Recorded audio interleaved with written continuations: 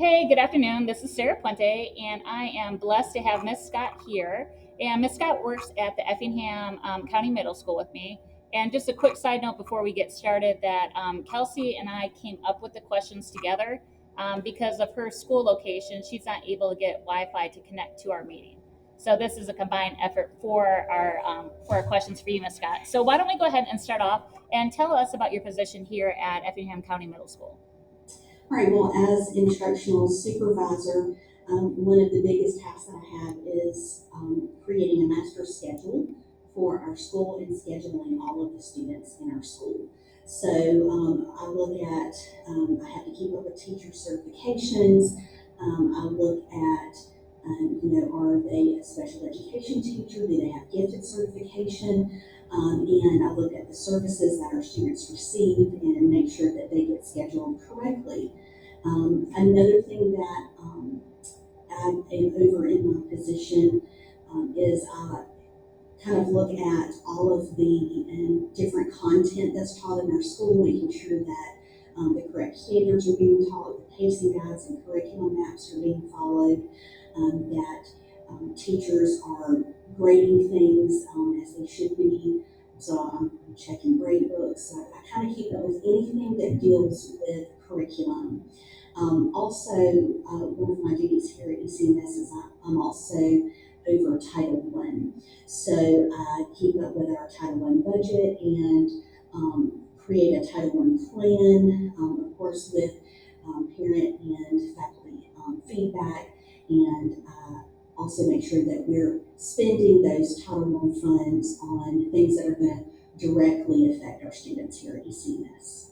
Okay, so you keep bringing up the statement Title One. So, what exactly is a Title One school, and what qualifies you to be a Title One school? So Title One is a federally funded program, and you have to meet certain criteria. And the main criteria that we meet are look at we have over 40% of our students here at school that qualify for free or reduced lunch. And so you receive extra funds to support those students that come from low income families. Okay, so when you talk about low income families, one of the things that we're geared towards this project is at home life and how it affects us academically. So if we find some of our students, they may be lacking feeding, they might be lacking parental guidance, because of course, all the parents have to work nowadays. How do you feel that that in turn affects the children academically? I think it has a pretty large impact on them academically. A lot of times parents are working shift work. They're not at homes. They may be in a single family home, maybe raised by grandparents. And so there's a lot of things that they have to face. Some of the students are helping raise their younger siblings. So they're kind of the in charge person at their home where their parents not there. And all of that takes a toll on a child. They come to school, and some of them, if they're the adult at home, it's hard for them to come here and be a child again and have to listen and follow rules. And so that can sometimes affect their behavior. If something bad happened at home, a lot of children have a hard time leaving that behind, as do some adults, but especially children. And so they may come to school and it may show out in their behavior if something's happened that morning. For students who they may only get their meals at school, hunger may be an issue, and sometimes, of course, that can definitely, if you're thinking about eating, you're not thinking about learning. And so there's lots of things that definitely happen at home that roll over here at school and that we have to deal with. So, what kind of programs do we offer as? And when I say we, I'm just kind of going across board as a Title One school because Kelsey also teaches at a Title One school. So, what kind of programs are implemented to help fill some of these gaps, and not only gaps for at home, but academic gaps that the children are having? So we have backpack buddies. Brandon Lovell, you're still in the building. Will you please come to the front office? Brandon Lovell, if you're still in the building, please come to the front office. Okay. So we have backpack buddies. So we all the students that qualify for backpack buddies. So if they're having a hard time, they're free reduced lunch. We send home a paper if their parents fill that out. Then every Friday they get a bag of goods that they can cook with or snacks, something to kind of carry them through the weekend, so that we're making sure that they are eating. And it's not just for the child; it's actually for the whole family to use. We also have check and connect mentors here at school. Some of our students that are having maybe a tough time academically or behaviorally, we have a check and connect mentor, which is a teacher in our school that's been trained through that program to meet with the student on a regular basis, just kind of give them an adult in the building to talk to and kind of, you know, rely on to kind of guide them in the right direction. We also have Read 180 connections and I Learn connections classes. So any child who is not reading on grade level, we have many students in our school that are more than one grade level behind, and that impacts all content areas. So that Read 180 connections class helps to catch them up. So we provide that.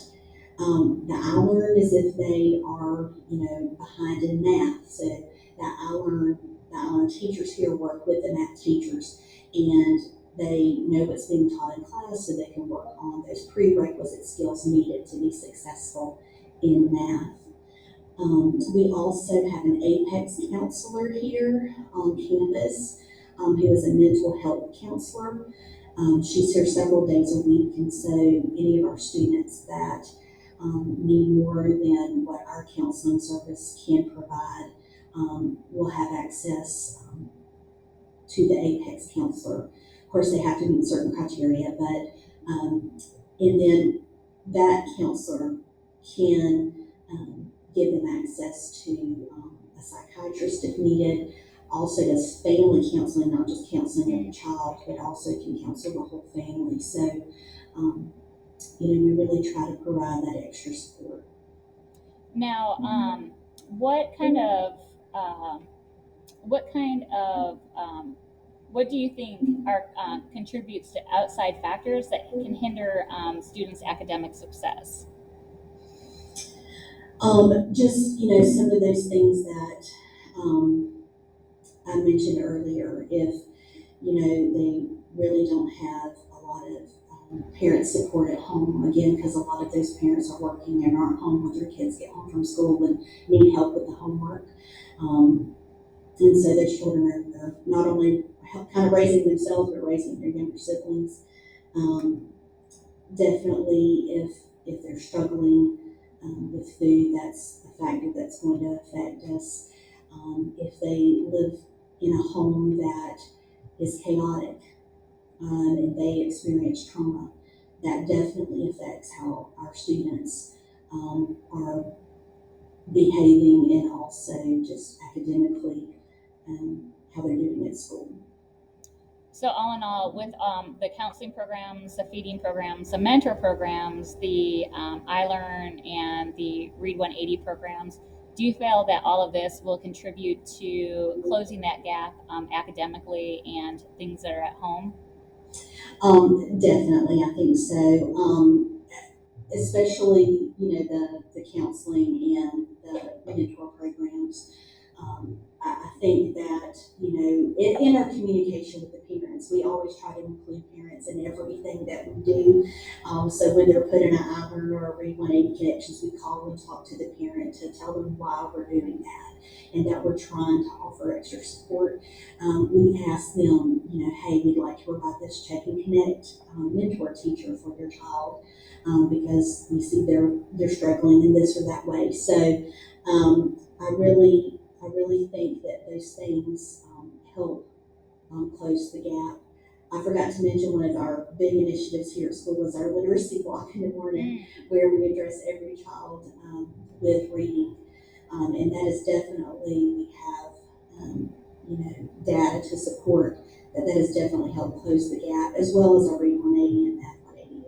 connections. And our Check and Connect mentors, that has also helped our students kind of get where they need to be.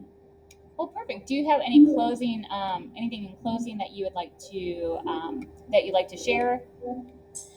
I know a lot of people when they hear that some place is a Title I school, that they, oh, I don't want to go there. I don't want to teach there. It's a Title I school, but I find that it's actually a very rewarding place to work. Being a teacher is hard.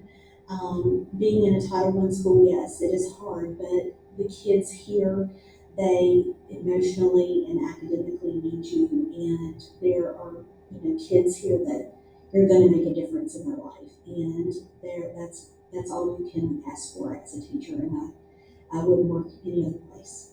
Perfect. Well, thank you so much for your time and your expertise. You're welcome. Okay, have a great night. You too.